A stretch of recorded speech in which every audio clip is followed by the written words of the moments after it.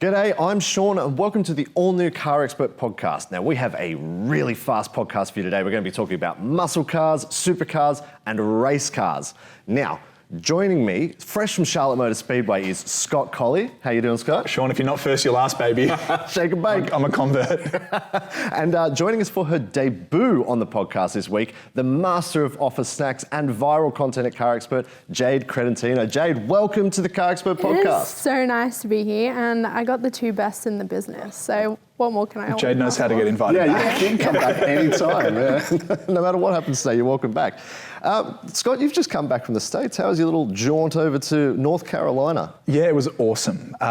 Little jaunt, very serious work trip, just to make that really clear. But I was over there driving the new Mustang Dark Horse, and we started at Charlotte in North Carolina and drove on the Oval, which we'll get to, and then finished up in Washington, DC after a bit of a road trip.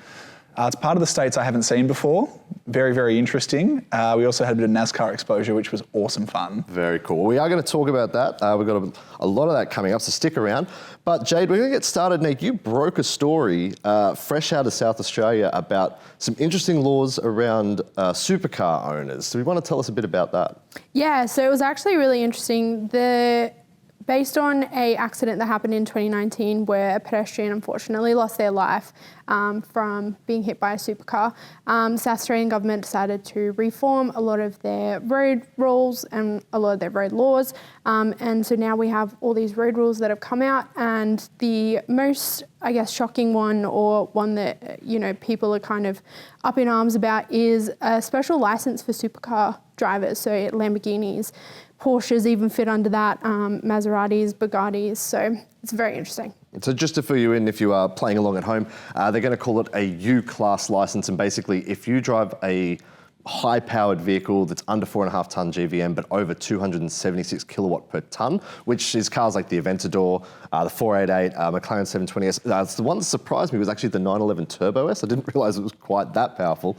You're going to have to get this licence to actually drive your car. That's right, isn't it? Yeah, that's correct. So the licensing, from what I understand, the South Australian government will give 270 vehicle owners that will be affected by this a grace period until December 2024 to go and get this license. From a basic Google search, one of the only places in the world that actually requires supercar drivers to have such a license. I think the thing that jumps out at me about this is one of the sections there that we got here, and it's you can't turn off your safety systems, because that was, I believe, a factor in the crash that caused these laws to start with.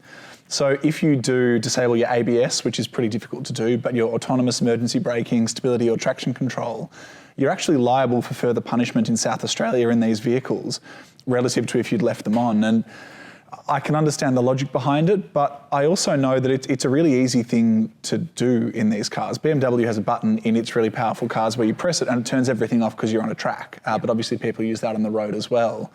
I do think it'll make people think twice before taking things into their own hands, but I am also curious to know, if there isn't a crash, how it's going to be enforced. Because if you get pulled over by the police, it's pretty simple to press the traction control button and turn it back on, and I doubt Lamborghini is going to be sharing that information with police unless there is a serious accident.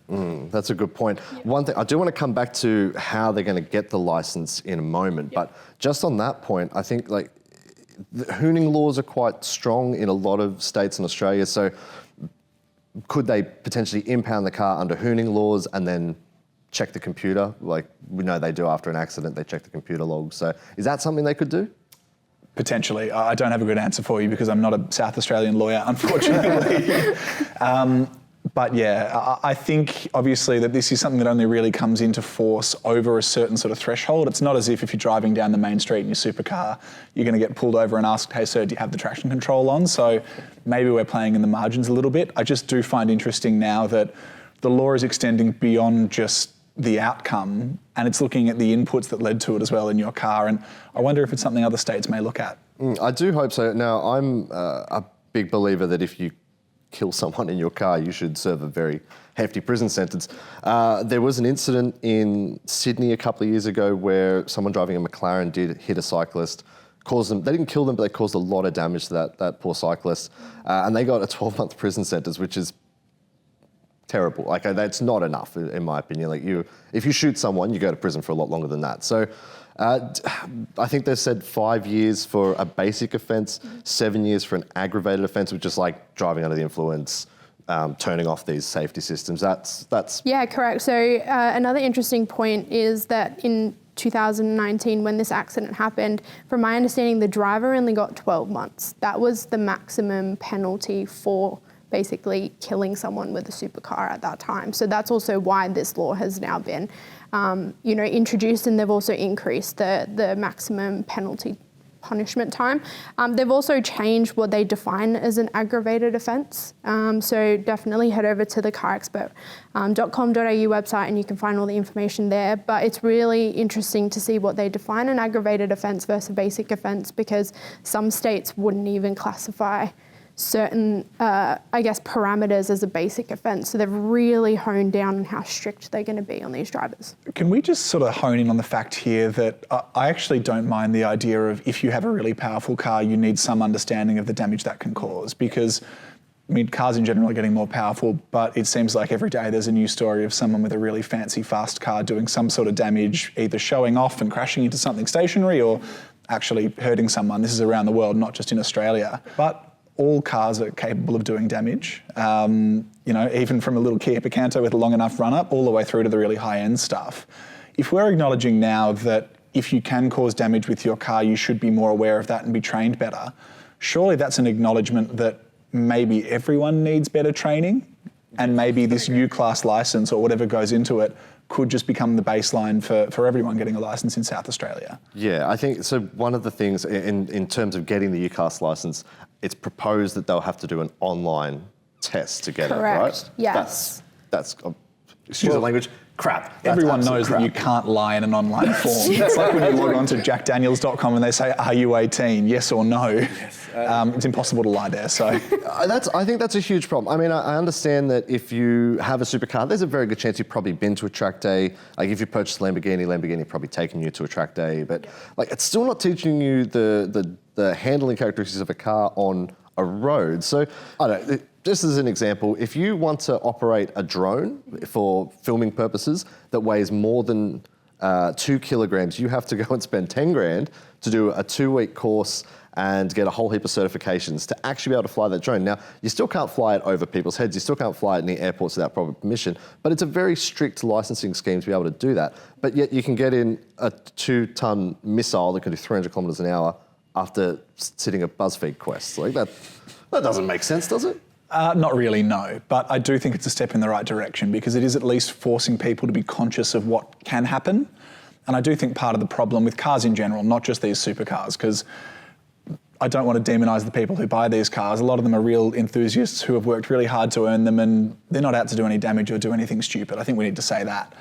But I also know in my experience, just being exposed to the damage that can be caused, and I think of on track, for example, the number of times you've been driving something fast on track and made a small mistake and almost had an accident or felt the car move on you and that sort of thing, and it really pulls your ego back into check. I think this is not quite at that level, but at least it makes people consider the consequences of their actions and really aware that when you put your foot down in your 911 Turbo S, it really can cause some harm. So yes, it's a bit tokenistic, but the idea of forcing people at least to go, I'm doing something, I'm doing it consciously, I'm doing it with knowledge of the penalties and the impact it could have, is a move in the right direction.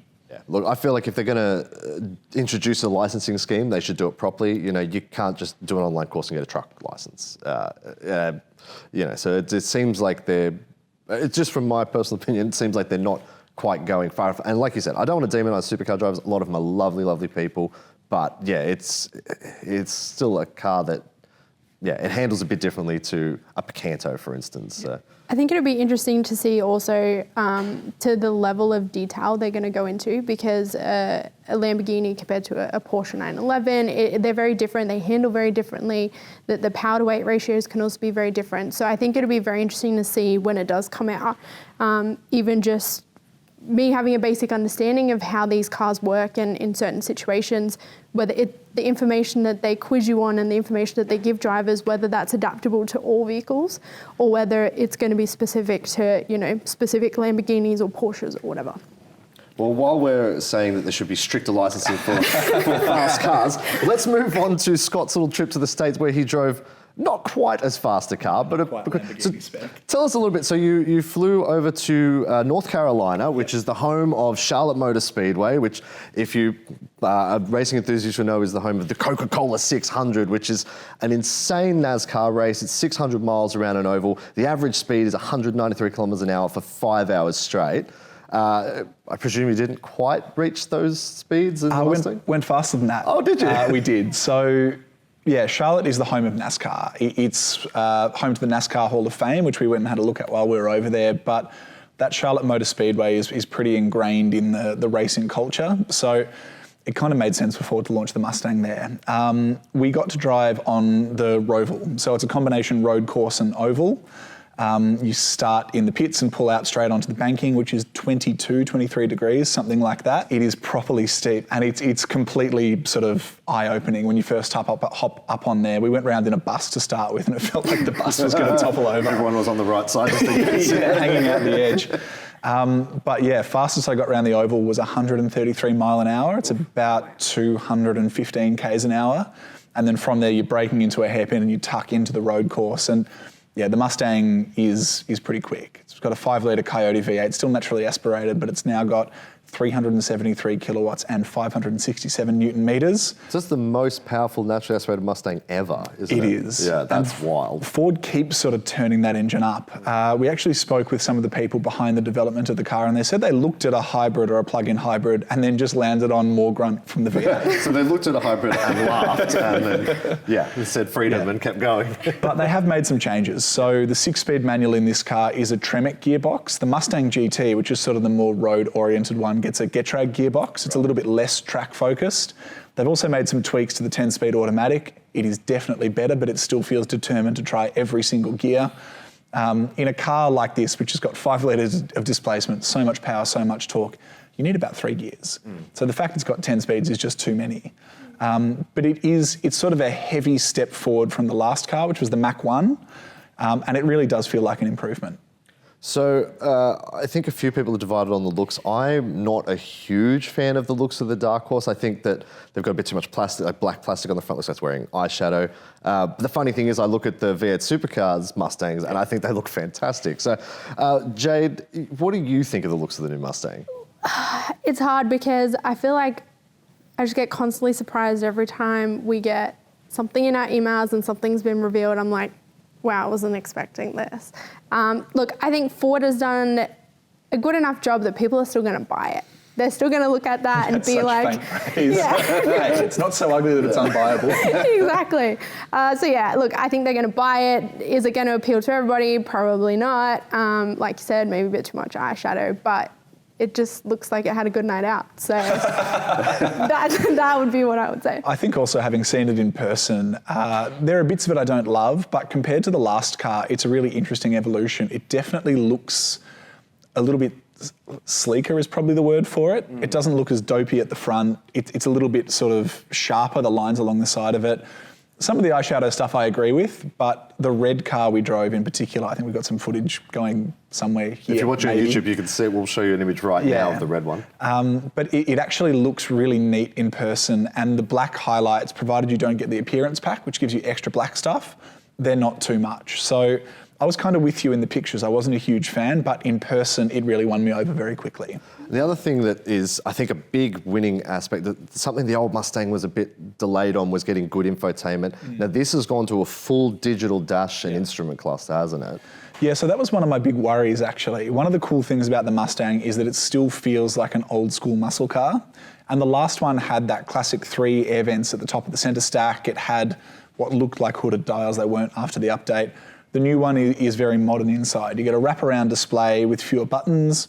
I thought I was going to hate it, but compared to the old car, it feels a million years better. And the tech inside this definitely walks the line really nicely between helping people who are old school. They're still big icons. You can still have classic gauges, but also offering enough for younger buyers to feel like they're getting into something up to date. So that was probably my biggest worry about the car going in, and I actually think Ford's done a really good job with it. So the Dark Horse is somewhat, it's not a special edition for Australia, but it's a bit of a unique addition to Australia. Now, it comes with track modes and it comes with a whole bunch of exhaust modes, which, you know, you say what you will about exhaust modes. Does it still sound really good? It sounds incredible.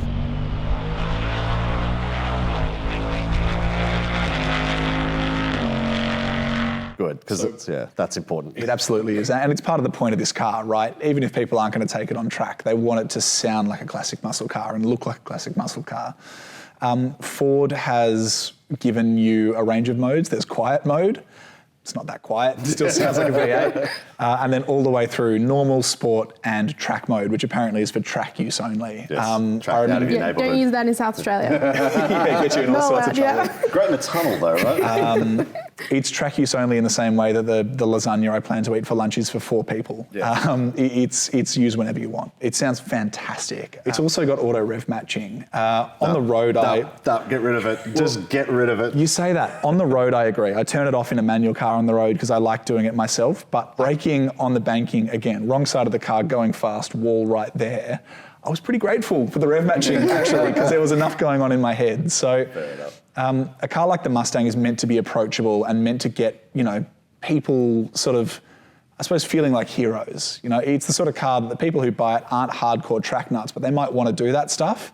And I feel like Ford's done a really good job with this car of making it enjoyable and engaging on track, but also making it challenging enough for people who want to sort of grow with the car. So the tech can all be turned off, but trust me when I say when you are flat out on a track, there's a lot of thinking going on. It's a good place to start. It lets you focus on the important things, and from there you can turn the tech off and grow with the car. What about you, Jade? Would you have a new Mustang? Yes, but automatic only. Jade, where you get to teach Jade to drive a manual. Maybe that's how we can get you into a manual car. Ford would love that. Yes. Oh, well. Yeah. We're sorry, A new That's suicide. So, look, are you thinking about getting a new Mustang or any new car? Well, we have the perfect tool for you. Head to Google, type in "Help Me Car Expert." It'll take you to a landing page that will show you some pictures of Paul. If you haven't seen him already, I'm sorry. He will be able to help you find a new car, finance a new car, connect you to a wide range of dealers all across the country and get you into a new Mustang, an old Mustang, Land Cruiser, whatever you want to do. There is the car for you and we have the connection to the dealer that you need. So head to Google, type in "Help Me Car Expert." Now, moving on to our last segment, we all went on a little outing last week to Gran Turismo, the movie, which is based on the PlayStation game. Massive game. I'm a big fan. Scott, you're a big fan. Jade, I'm not sure how much experience you have playing Gran Turismo, but how was it for you walking into that movie premiere last week? Yeah, so a lot of people won't know this. Growing up, I was the biggest tomboy. Like, I had a skateboard. I didn't wear dresses. I was like, my mum was convinced I was a boy. Gran Turismo was like every day when you get home from school, chuck it on the PlayStation 2 and that's it. Like, you're sitting there for hours. So I really had like this emotional connection with Gran Turismo. I never knew the story behind it and I made sure that the boys didn't say anything because I just wanted to go in with such an open mind.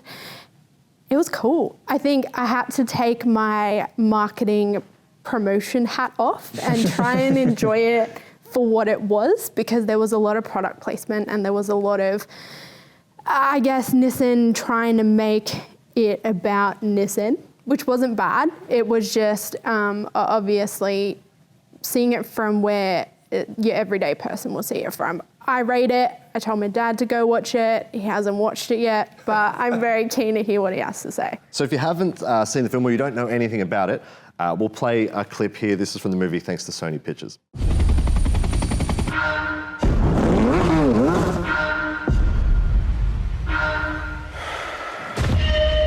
Hey everyone, we are so excited to tell you about our movie, Gran Turismo. This movie is made for the cinema. It's a Sony PlayStation partnership. It doesn't get any better than this. It's a movie based on a true life story. With heart-pounding action, drama, it's a love story. And it's badass race car action that you're gonna feel like you're in the middle of. Body vibrating sound. The audience is gonna feel every jolt, every thrill of this racing at 200 miles per hour. We're excited to share Gran Turismo with you exclusively in theaters.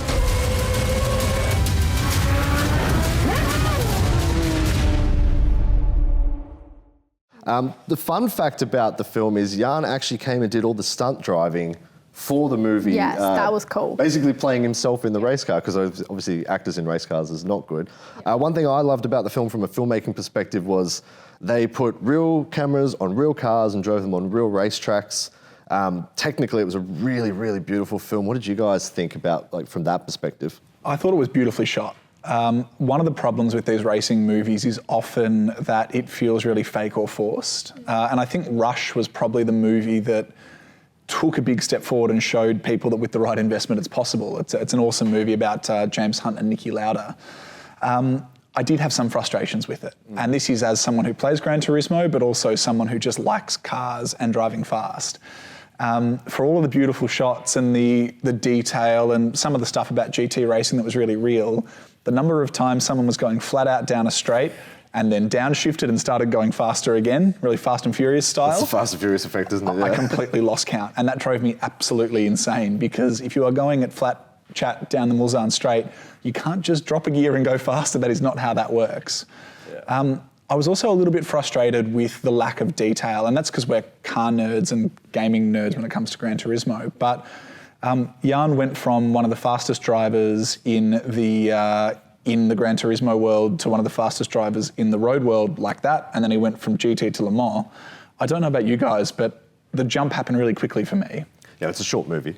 It's not a mini-series, I guess. But I would have liked it to maybe be pushed out. Like, I think now that Fast and Furious is done, what is going to fill that gap? Because I think there's a lot of people that are still in that. And I think Fast and Furious kind of built up an audience. So I think if Gran Turismo could have made it into, you know, a 2 or even 3-part movie, it would have been really cool to kind of play out exactly what happened and not kind of skip a few, you know, very important steps in his career, I guess. I think it came out at the right time. I think if they tried to make this film 10 years ago, it would have been terrible. No one will have enjoyed it. I think in a post-Drive to Survive world, it's actually, it fits in that gap really well. And I think personally, people that like Drive to Survive but are maybe not full-blown racing fans, they're going to love the film. It's really cool. It's action-packed. It feels fast. It feels like you're on the track with them a lot of the time. There's an incident that happens in the film where there's a crash at the Nürburgring Nordschleife.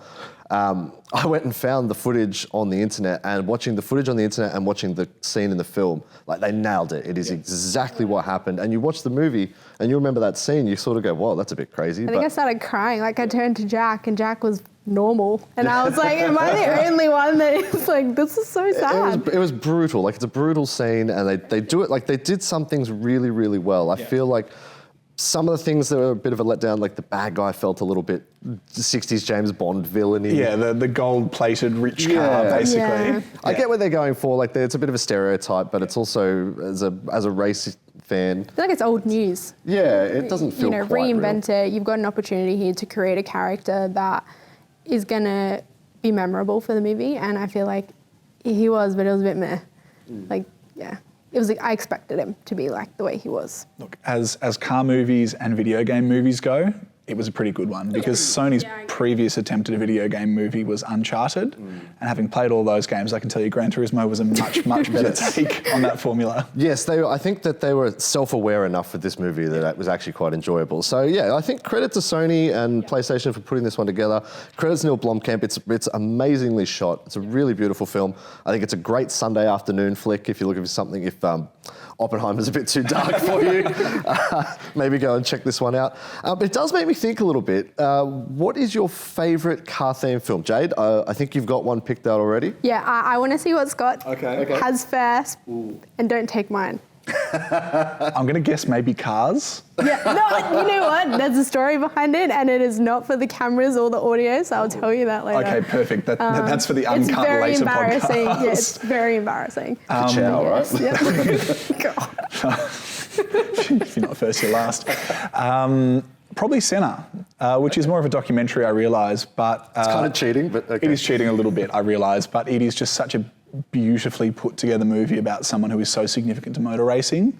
I also watched it with my girlfriend, who is not a car person, and she really enjoyed it. So, yeah, as much as Too Fast, Too Furious was like a foundational movie for me as a kid, I think Senna's going to be the one that takes the cake. Okay, so Jade, I think your pick was safe. Okay, I'm safe. I actually had to do my research. I was saying to Sean earlier today that there's been no memorable car movies, in my opinion, that have come out in the last 2 or 3 years. So besides going back to my early childhood, which I ironically did, and I've chosen The Italian Job, not only because of my last name, but it was just, iconic. You don't forget it. Yeah, and the original. If anyone the second says one. Mini, that is the first thing you think of, right? Like it's 100% the bus scene, everything about it's great. Yeah, I'm not going to try and impersonate Michael Caine, but yes, that is a really good pick. What's yours? I'm not going to say my favourite because there's a whole bunch, but just quickly, why ask the question? Well, I'm a movie nut. I've seen every movie. You guys, I thought it might be. Let me throw it out to you. You can't ask me. I'm not interested. It's hard for me to go past Mad Max. I love Mad Max. Mad Max was a seminal film for me in terms of filmmaking and cars. Yeah. But then Mad Max Fury Road is equally as good in terms of the car side of things, I think. So. Yeah, it's a hard one. Look, we'd love to know what your favourite car movie is, so please leave us a comment or send us an email, podcast@carexpert.com.au. We want to know what you think of the show. We want to know what your favourite car movie is. We also want to know, would you buy a Mustang Dark Horse? That's the question of the week. Guys, is there anything else you want to leave us with before we head off today? I'm curious to know your thoughts while we're talking NASCAR about the one NASCAR race that people should watch. If you want to get into the sport, what's the one that's going to get you into it? I was going to say Chicago Street Race, but it's already been done. I think if you're, that's a really tough one. Daytona 500 would be pretty epic. One of the big oval races, not super speedway, one of the big oval races, I think, is where you want to Right, so Indy, Daytona, one of those ones. Yeah, one of the big ones where they get some speed, they're racing close together, rubbing's racing. Yeah, that's what it's all about. Should we ask you, Jade? Do you? No, I'm just thinking about all the homework I have after this. I have to watch Uncharted, learn manual. I have to now go and watch NASCAR. So thank you, boys. This has been a very insightful experience. Yes, I'll be submitting my leave tomorrow, Scott. Well, guys, thank you so much for joining me this week. Next week, we're going to be talking about the end of the station wagon in Australia, Audi's new hybrid SUV, and the new Mazda CX-60. But before we go, I just want to know, what would you guys like to hear us talk about in the future? Do you want more supercars? Do you want more race cars? Do you want more electric cars? Probably not that one, but if that's what you want, do let us know. Write to us, podcast@carexpert.com.au, or leave us a comment on YouTube. We'd love to know your thoughts. Any feedback you have would be much appreciated. But until next time, see you later.